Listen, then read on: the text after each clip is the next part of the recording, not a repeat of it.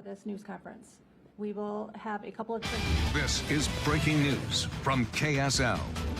Breaking right now, officials in Michigan are giving an update to a deadly mass shooting at a Church of Jesus Christ of Latter-day Saints meeting house, which was then set on fire. That news briefing happening right now. Let's listen in.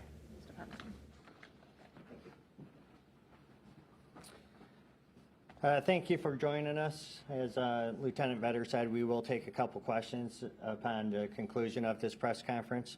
With me here on the stage is Supervisor Scott Bennett, Fire Department Chief of Grand Blanc Township, Jamie Gent, DNR Chief, Jason Haynes, FBI Acting Special Agent in Charge, Reuben Coleman, and the ATF, James Deere, who is the Special Agent in Charge for this area in Michigan.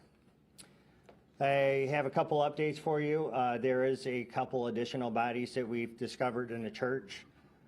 So that makes our total victim count up to 4 victims. As I said before, there has already been the suspect who is deceased as well. So we have 5 deceased persons from this tragic incident.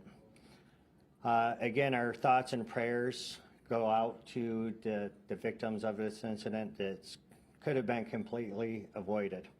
And it's very tragic, and that's not what our community is. I'm confident that we're going to overcome this, as Grand Blanc always overcomes these type of incidents. I'd also like to acknowledge the heroism of not only the first responders, but the people who were inside that church at the time. They were shielding the children who were also present within the church, moving them to safety. Just hundreds of people just practicing their faith. Just extreme courage, brave, and that's the type of community that we are. Law enforcement, again, we were on scene within 30 seconds from that original 911 call. Within 8 minutes, that suspect was neutralized in the back parking lot of the church by a DNR officer and a Grand Blanc Township officer. So where we're at right now, we're working tirelessly. We're working all night on this particular incident. I know that you guys have questions, and it's not only this community, but it's nationwide, you know, all throughout the United States. So we're working hand in hand with our federal partners. So I'd like to introduce FBI Agent Reuben Coleman to you, who he will give you an update on where he's at within the federal investigation. Sir.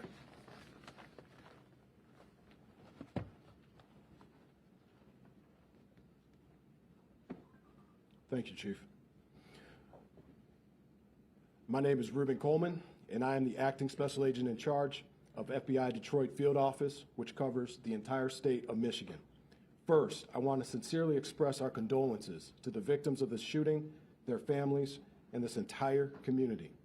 I would like to also thank Chief Rennie, the Grand Blanc Township Police Department, and all of our federal, state, and local law enforcement partners, other first responders, and the community members for their immediate actions in this situation. This act of violence has no place in our state or anywhere else in our country. The FBI is committed to continue finding out the facts, circumstances, and motives behind this tragedy. I can confirm at this time that the FBI is now leading the investigation and is investigating this as an act of targeted violence. FBI crisis response teams, such as our evidence response teams, SWAT, Special Agent Bomb Technicians, victim specialists were deployed to the scene. We also have special agents who are continuing to conduct interviews and intelligence and professional staff personnel providing research and analysis. I would like to thank them for their work on this case. We ask that members of the public share any information that would assist us in this investigation, and we encourage them to please report to the FBI at 1-800-CALL-FBI or tips.fbi.gov. Any piece of information could be crucial. We ask that you keep the victims of this tragedy, their families, and the entire community in your prayers. Thank you.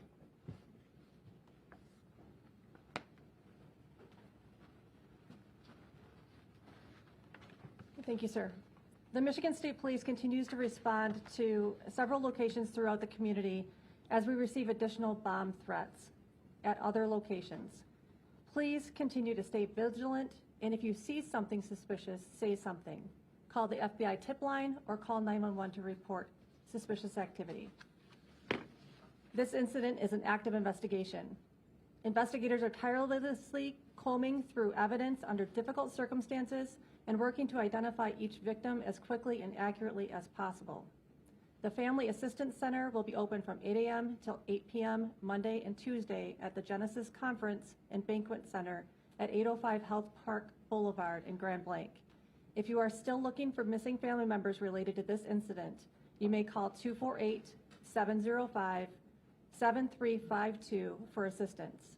The FAC is available to everyone in the community, victims, family members of victims, and community members seeking support who just want to talk. Trained counselors and victim services will be on site. We do not need volunteer counselors at this time, and we are not accepting donations of goods at this time. Please continue to monitor the Grand Blanc Township Facebook page for the latest updates. Once verified donation centers are made public, we will put those on the Facebook page. Also, the next update will be provided, update time will be provided on that Facebook page. And we'll open up to questions this time. Chief, has the church been cleared of bodies or victims? And if you could answer at the podium, please. So as I said, we're working around the clock now. So we're working tirelessly to find additional bodies. So to answer your question, the entire church has not been cleared because it's a total loss due to the fire. So these first responders right now, they're in recovery mode. They're trying to fight through all the debris from the fire. So no, we have not cleared the entire church just yet. And a quick follow-up, of the victims, the 4 dead, can you say how many were shot or how many died as a result of the fire? I could say this, 2 have been shot as a result, or have been shot, 2 of the deceased. Do you know how many people are unaccounted for? No, I don't know how many people are unaccounted for at this time. We do know that there are some that are unaccounted for. Can you explain a little bit about how the fire started at the church? I will leave that up to the ATF, Agent Deere. The question again? How did the fire start at the church? For this incident, the fire started basically the suspect. All indications on this investigation are the suspect used an accelerant of some sort, we believe gasoline, and lit the church on fire. Was it an IED he may have used? There are, at this point, I'm not going to comment on IEDs. I will confirm that there were some suspected explosive devices that were located. But as far as using them to initiate the blaze, I can't say that. This scene is actively being investigated by ATF. Most people don't know that ATF is the federal arson police, and we have a team from across the country coming in, our national response team. It is a cadre of expert fire investigators that are coming here from across the country to investigate this scene and get to the cause or the origin and cause of this fire. Lieutenant Vetter, we saw that there was possibly a bomb threat at the Meyer on Atherton and Center yesterday. Is that connected to this? And is the home that we saw being searched over there the home of the suspect? Yeah, that's all still part of the investigation. Sorry, that is still all part of the investigation. We're still working to determine if any of that is related. Can we speak to the motive? We're hearing speculations that it might have anything to do with the Charlie Kirk assassination in Utah. That's exactly what it is, a speculation, and we won't come to those types of conclusions for some time. Do you know if there's any connection between the suspect and the church or its members, any prior connection? Again, part of the investigation, we're not going to speculate at this time. Right now, we are working tirelessly to recover the victims of this incident and reunite families. Please be patient as we work through that process. Were the law enforcement officers there close to the scene? Is that how they were able to respond so quickly within just seconds? Thankfully, yes. You mentioned there were additional bomb threats. Are there anywhere that the community should be aware of or should we know? The community should remain vigilant, and anytime they see something suspicious, they should report it immediately. There's at least one other report that a local church was searched by the bomb squad. We've searched multiple churches this evening for bomb threat protocol, yes. Is that based on actual threats? Yes. Okay. We received 911 calls about bomb threats or other indications that there was a bomb at a different location. Some of them were churches, and we've responded and cleared those locations. Did those threats come after the suspect was killed at the church? Yes. Was there an officer at the church already? I think that's part of the investigation. Do you have a comment on it? Were those LDS churches where the bomb threats were, or were there other denominations? I can't, Can I speak to a motive? yeah, I can't answer that at this time, but What else can we say about the suspect? You know, we're not gonna talk about motive, yes, but what else can we say, anything about him at all? right now what we'd like to do is talk about the heroism that we saw today, the people who responded in such a valiant way to protect the others, both law enforcement, fire department, EMS.